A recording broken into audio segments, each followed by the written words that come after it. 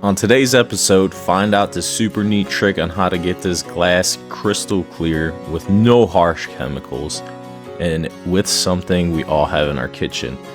I'll show you an awesome tip on how to make far less mess when cleaning out your wood stove, and lastly, a cool way to start a fire with something most of us have plenty of in our home. I love this property and cabin for so many reasons. Even though today I was here by myself, it was nice to get away from the city, relax in the cabin, and enjoy the great outdoors during the day. No electronics, no comforts, just the basics. Well, some would consider this not even having the basics, but it suits me just fine. All that being said, the property, the cabin, it's all new and in the process of being set up. Anytime we're down here, there's always work to do. Today was a really chilly winter day, and there was only a few hours of daylight left to get the work done before it was too dark to see. There's no electricity in the cabin, so work had to get done fast. Working with a lantern and no heat just wasn't an option today.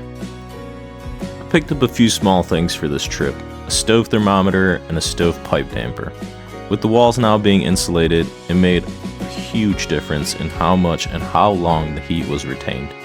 If we got this cabin too hot, your only option was opening the door or window until the fire calmed down enough to not cook you alive in there. The thermometer and damper would help control the fire better, so we can avoid that as much as possible. The seasoned wood we got this year, we ended up stacking outside and covering with a tarp. And even though we did that, it ended up getting wet and just wasn't really easy to burn. The stuff we cut down ourselves, well, it just wasn't seasoned in time, especially being under a tarp. Which meant getting the fire right in the stove was a really difficult task. And on top of that, the wet wood just put off a lot of smoke and soot and made the whole thing a giant mess. We don't spend every day at this property, so we managed to get through it by building some inside racks. We did this by using a cinder block and just some 2x4s and then stacking the wood in there. We would use one side and the other side would dry for a few weeks before we got to use it. Now the stovepipe inside this cabin is double wall, and if you've ever read the description on one of these pipe dampers, it says to use with single wall pipe. I researched a bit about it and I didn't see any concrete reason as to why this was. Once I tried to install the damper, however, I found out why these are recommended for single wall pipes. It was really cold inside the cabin, so I wanted to get the damper installed as quick as possible. I drilled a hole into the side of the pipe and tried my best to eyeball where the other hole should go on the opposite side. This was a bit trickier than I thought, and I figured out the easiest way to get this installed would be to remove the pipe altogether. A neat little trick here would be to use a piece of tape and wrap it completely around the pipe to get a straight line.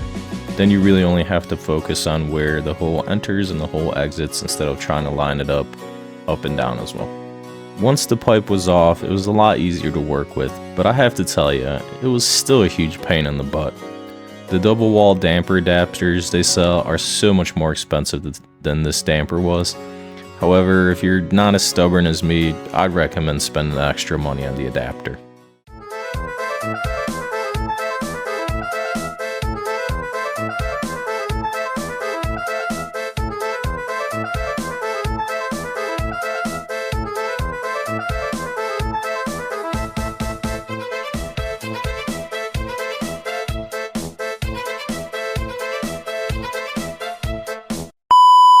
And once I had the adapter in, it was time to just reassemble the pipe.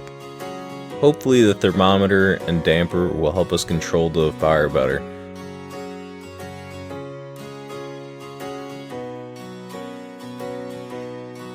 The final thing I had to do was seal the stovepipe to the back of the stove with some of this stove sealer. The pipe coming out the back is a really odd size. I believe it's something like 7 inches, but I don't recall exactly. With the sealer on and the weather not getting any warmer, it was time to clean up the stove and get a little fire going because it was incredibly cold that day. We try to be as frugal as possible with our property. I got this stove on Facebook Marketplace for about $100 and it's in really good shape. The stove has this odd metal piece inside it and I wasn't 100% sure what purpose it served. So I took the time to inspect the inside of the stove to try to figure it out. Still not 100% certain what this piece actually does, other than perhaps it's some sort of heat shield? I have no idea.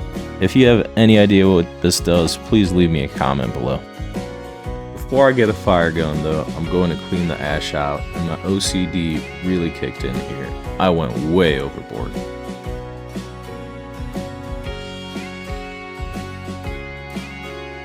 Cleaning the ash out can get messy really quick. Here's a tip on how to keep the mess down. Scoop the ash up, put it into your bucket slowly furthest away from you, tip the shovel forward and gently pull back. This will keep the ash from flying everywhere.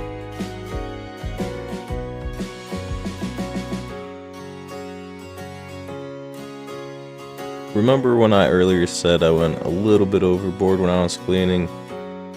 Here, check this out. You'll see why.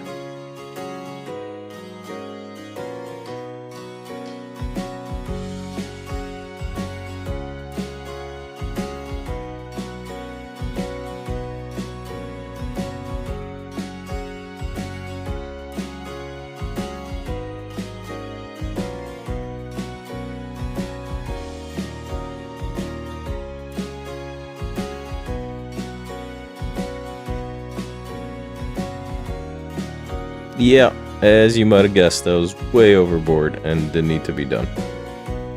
With the stove cleaned out, it was time to light a fire. I grabbed some of the smaller kindling and used something we all call trash and have lying around in our house. Lint. Lint from your dryer is the best fire starter. Dryer lint. This stuff is incredibly flammable. Just take a small amount, place it under your kindling, and light it up. It'll go up quick. It's one of my favorite ways to light a fire. Now there's plenty of store-bought options, but this stuff is free. I don't know about you, but I'd rather use something that's free than literally light my money on fire. What do you think? Let me know in the comments below. So with the fire finally started, let me show you how I cleaned the glass here. Now I know I did this last part a little bit backwards. I should clean the glass on the stove first, but it was just too cold for that. I know there are store-bought options out there to make this job easy, but all I had to do was use some vinegar and stove ash as an abrasive. The glass was nasty, and part of that issue is from the wet wood I spoke about earlier. Now I saw this trick online, and I wasn't 100% sure it would work.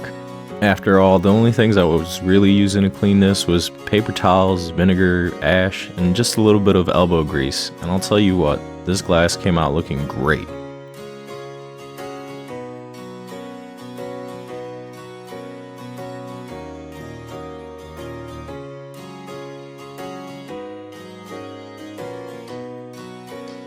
And that's it for this episode. I really hope you enjoy it.